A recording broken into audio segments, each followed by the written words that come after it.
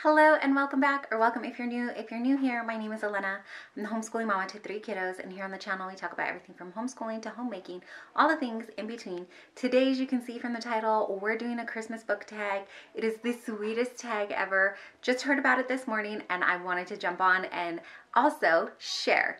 So let's dive in and talk about some books.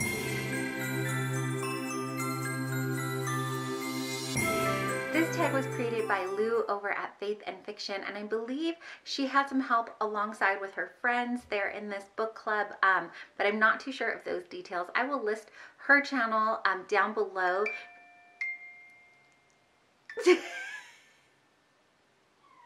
And I will also list Amanda from Book Lover Amanda, which is where I first saw the video and the book tag from. So this is the Nativity book tag. I put my Nativity just down a notch because I was kind of in an uncomfortable position there and we weren't going to make it through the whole video. Let's dive in though and get to these questions or prompts. These are actual prompts. Let me show you though, in case you're wondering where the music's coming from. This is just one of our nativity sets. This is just the Holy Family, and it is a music box, but it was not playing. I was like winding it up before I started filming and trying to listen and hear the song so I could make it out, but it wasn't playing at all until of course we pressed record. Then it was like, now we'll play some music for your video. So here's the prompts. The first one is The Angel Gabriel, a story that shares the good news of salvation. So instantly when I was thinking about this prompt, I thought of Redeeming Love by Francine Rivers. I don't actually have a copy of this book, so I will put it up somewhere on the screen for you in case by some chance you've not heard of this book. If you've not heard of this book, then we definitely need to get you a copy in your hands so that you can read it from the library, loan it out from a friend, something. I do want to add this book to my collection, but this book came to mind because this was actually one of the first books that I read that kind of introduced me into Christian fiction or the world of Christian fiction. My aunt actually loaned this book to my mom way back in the day. I ended up picking up the book and reading it as well, and then my aunt came over and I remember us getting to talk a little bit about the book, and it was just one of those books that, I mean, it just really, it leaves an impression on you. That was the very first book that came to mind. The other one, of course, Amanda mentioned this as well, is Toni Shiloh, her book To Win a Prince. I borrowed that one from the library, so I don't have a copy of that either. But again, such a great read. I do want to add that book to my collection as well, but I haven't done it just yet. We are in the Christmas season, so I'm trying to slow down on buying stuff for myself. But these are all great books I suggest that you read if by some chance you haven't already. The next prompt is No Room in the Inn, a book that's too big to fit on your shelf standing up. I also have some pretty large, like, spaces on my bookshelf, so there really isn't too many books that are too large to stand up. The only ones that I could think of was, so there's one I think that I left downstairs. I'll grab that and share it with you, but it is the Strong's Concordance Bible. I usually don't have that standing up. That's one of my like larger books. I don't know if that counts for this. The only other book that I could think of that's too big is actually too big for my son's bookshelf. Let's take a detour and go check that out. Okay, so this one actually should be on my bookshelf, and I think it might actually be too long for our shelf, but he's got it hidden away in his room for right now, so that's fine. But this is the Marvel Encyclopedia, probably not in the genre we were looking for, but it is one of the larger ones that are kind of too big, and that's why it sits on the side here. This DC comic one, that is his We Are a House Divided. We love both Marvel and DC. And then as you can see on the side here, we actually have one that isn't on the shelf, and then it's another encyclopedia, but this one technically is not mine. This is my son's. It is a wrestling encyclopedia. So it's not called WWE anymore. What is it called? WWF? I don't know. Anyways, it's a wrestling encyclopedia. Okay, now, where were we? Wrapped in Swaddling Cloths. This is prompt 3, a book that gives you a cozy feeling. So one of the books is actually a book series. It's up on the top here. This is the Elm Creek Quilt series. Here you can see it, an Elm Creek Quilts collection. So these first 3 books have more than one book in them, and then it's just like this really long series. You can see like the books don't match at all. I kind of pieced it together buying used books. This one you can see is like an ex-library book. And then, yeah, I just pieced my collection together that way. But these books, I love these books. I haven't read the entire series, but I will speak to a couple of the books in the series. I first started reading these books, I just randomly checked it out from the library years ago, and I had to like go and look through my library and see if I could find any more from this series. And as you can see, there are quite a few. In this one alone, I think there are like 3 stories in here. Yeah, 3 in 1 edition. So this one has The Quilter's Apprentice, Round Robin, and The Cross Country Quilters. And what I really like about these books is that they're not, I wouldn't call them entirely faith-based, like I wouldn't call it, but it is a clean book, and it gives you that feeling of faith and hope in here and some of the things that happen. There are some in the series that go through and touch on some very serious issues and very serious subjects, but the story follows a group of women. The story starts with an older woman who has this large manor, and she's cleaning it up and getting it ready because she's going to sell it. Is her family home, and she doesn't live there anymore. There was a falling out in the family. She's the only survivor left from her family, and so she goes back to clean up Elm Creek Manor, and there's a young couple who ends up coming to work for her. The wife helps her with the interior and the husband helps her with the exterior, and it kind of starts to follow along with the wife and the friendship that begins with the elderly lady, and then you find out a little bit more about her story and why she was estranged from her family, and just a little more of that backstory. And I really love these books because they're more about the friendships that these women form. There are more women that come into the story as the books go along, and it is stories of forgiveness and learning, and I really like them because it focuses more on the friendships of the ladies and how they form, and it just is some of those like feel-good stories. Prompt 4 is Manger, a main character with humble beginnings. Oh my gosh. So I mean, I guess we could go with the Harry Potter series, right? Harry Potter kind of has humble beginnings. But, oh, no. Let's go with a classic, Anne of Green Gables. So, Anne of Green Gables, I first read this just last year, I believe. I don't think it was this year. We read it for the very first time. I will link that blog for you if you want to see it and see my reactions. As you can see, I purchased this copy used, as most of my books are, and I never took the tag off, so I got this copy for $2. But so Anne of Green Gables is a classic and is such a sweet, endearing story. I fell in love with it. I ended up buying, I don't know if you can see it, I'm probably right in front of it. Here I ended up buying the rest of the series, but these, it is missing. I have books 2 through 8, and I thought I was buying the first book that was like in this print once upon a time, but they sent me, I thought I was purchasing it on Thrift Books, but I ended up getting a different copy of it, so it didn't match. So that's why I ended up buying this one, but yeah, you know, then you just keep buying copies of this same book. But I ended up buying the series. I haven't quite finished the series yet, but again, another series that I'd like to finish, but I think Anne of Green Gables is a beautiful story, and Anne definitely comes from humble beginnings. Prompt 5 is The Heavenly Host Singing, a book with a musical theme. I don't know if I have a book on my shelf. I check out a lot of books from the library, so I'm not sure if I have a book with music. I think for that prompt, I'm going to go with Better Than the Movies by Lynn Painter. It's a book that I checked out from the library also earlier this year. Better Than the Movies is a sweet, endearing YA book. It follows along with a young high schooler who has her eyes set on a certain prom date, and I don't know if you can hear my kids, but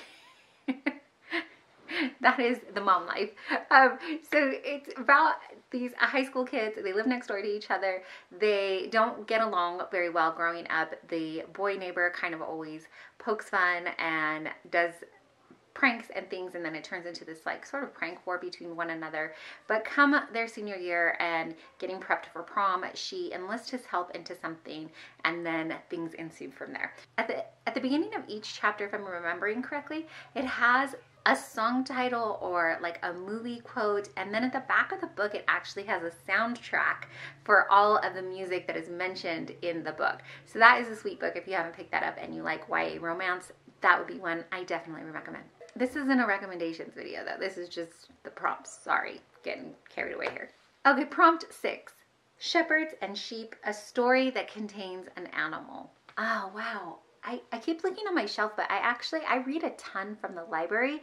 I check out a lot of books from there. But this is just making me want to go out and book shop, actually. So let's talk about a book that has an animal in it. Ooh, for that one, let's go with The Christmas Pig by J.K. Rowling.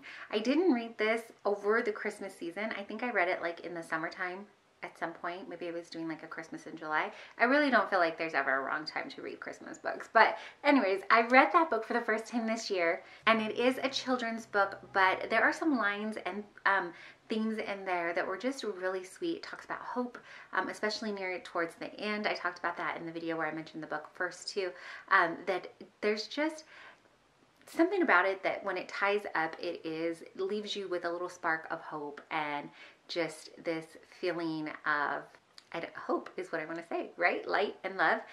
The Christmas Pig is a story about a little stuffed toy pig, and how they kind of enter, the boy and the pig enter this dream world. I don't want to give too much of it away in case you do want to pick it up, but it is a children's story, so know that going into it, but it is sweet and endearing as well. Prompt 7 is 3 Wisemen, a story that involves travel. For that one, I'm also going to mention another library book that I checked out this year, Wrong Way Summer by Heidi Lang. So this is a story about Claire and her younger brother and her dad.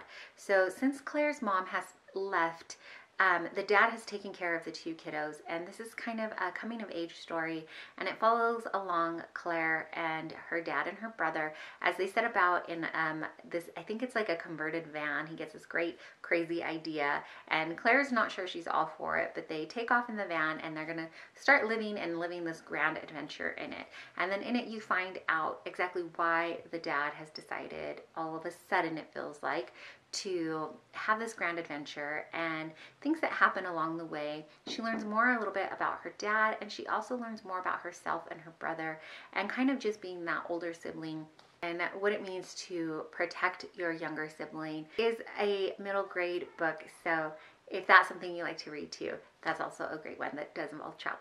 Prompt number 8 is Gold, a book with gold on the cover. Actually, I think I do have a couple, just from here what I can see. This one, Max Lucado, Facing Your Giants.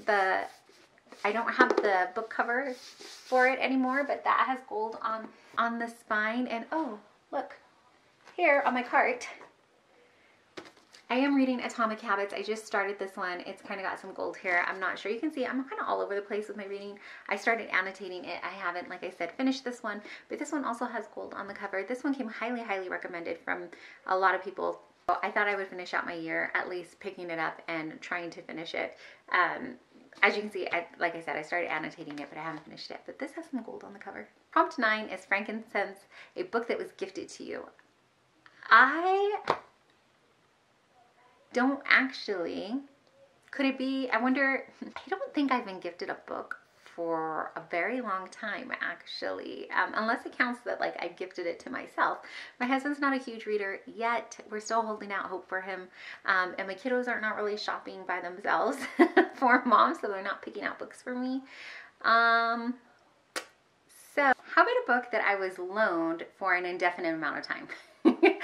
That's kind of like gifting, right? I mean, I will eventually return it, but my mom mailed me this book, The Unhoneymooners, Christina Lauren. She read it and then thought it was a good book and decided to mail it on over to me so I could read it too. So I haven't read it yet. Sorry, Mom. But it is on my to-be-read list. I have like this huge, crazy to-be-read by the end of the year video, but You guys, honestly, we have like 2 weeks left of December and I haven't picked it up yet. Hopefully 2023, it's our year. We're gonna do this. So that is the last book that I think I can remember anybody like sending. She sent me another book, but I haven't had that on loan for as long. But I do have another one that she sent me on loan in the mail. I Am Not Your Perfect Mexican Daughter, by Erica L. Sanchez. Yeah, another book she read and was asking me if I had read, and I did not. So she mailed these to me to read, and then I'm to read them and send them back. So I hope that counts. Prompt 10 is Myrrh, a book that made you cry. Good gravy. I am a crier. That could be just about any book, really. A book that made me cry could really be almost all the books. I did cry in Anne of Green Gables. And then I did read Be There, But I'll Be Wearing Sweatpants. Unfiltered real life friendships in this crazy, chaotic world. This was written by 2 authors, Amy Weatherly and Jess Johnston. And in this book, they give an example of a friendship, a real touching, endearing friendship.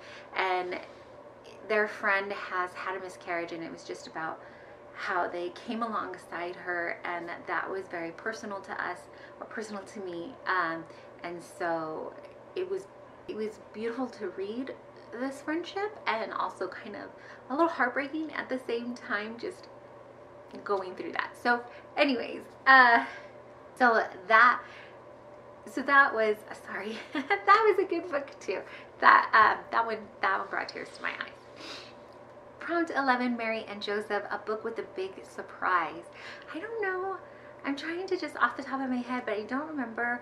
I probably should have prepared better for this video instead of just getting so excited and jumping right in it. I don't know what book I read this year that was like, whoa, I didn't see that coming. Okay, so I started scrolling through Storygraph. That's where I keep my online digital stats things we're reading. Oh my gosh, words, why are they so difficult? Anyways, we're going through this, and I did read this year Finlay Donovan, and Finlay Donovan is killing it. So that one could have been a surprise book. That is not a Christian book at all, but I did read that. I read that, and I read the second one. I didn't pick up the third one. I think it was already out when I read, or it was coming out soon, but I found that thriller murder books, they're not really my thing, so I stopped there. The other one that I read that could be considered like a surprise ending, or that had a surprise in it, The 7 Husbands of Evelyn Hugo by Taylor Jenkins Reid. That one also totally not a Christian book, but I did pick that one up because so many people were talking about it. That one, yeah, that one has a surprise. So those are 2 kind of surprises in the books, but again, my genres are all over the place, as you can see. And then prompt 12, Jesus, the story with the most Christian content. Well, I try to read through the Bible every year, so that will probably be the one. But if we're talking about just non-Bible books, I would probably say either one of Toni Shiloh's books, In Search of a Prince and To Win a Prince. There is just something about her writing and the way that she writes about how her characters are speaking to the Lord and hearing from the Lord that is just so beautiful and captivating and so real. And so those are beautiful books. For nonfiction books, one that I really enjoyed and stuck with me for a while is Seated with Christ, Living Freely in a Culture of Comparison. This is by Heather Holman, I think, or Holloman. But this one, another great read. I read this one earlier in the year, and this is one that I would probably read again. I did annotate it. I just didn't, I didn't tab it. Apparently, I didn't feel the tabbing was necessarily, or I don't know. But this was another great read. This one, this book just had me feeling a little more confident about being seated with Christ and what that means, and how I need not worry about where everybody else is seated and where their chairs are. So if that makes sense. This one was great too. I may actually reread this maybe, you know, in all my spare time. I don't know, because my to be read list is a mile long. Speaking of to be read list, let me know if you have any suggestions for me down below. I cannot add to my to be read long enough The last prompt on here though is tag someone for prompt 13. As we've talked about in my other tag videos, I have no YouTube friends, so I tag you. If you want to make a video of this, please do. Please let me know if you do. And if you don't want to make a video and you just want to answer the questions, answer them down below. I thought that this tag was so fun and such a sweet idea. Great for the Christmas season. So thank you so much, Lou, for creating it. Thank you so much, Amanda, for opening it up to us.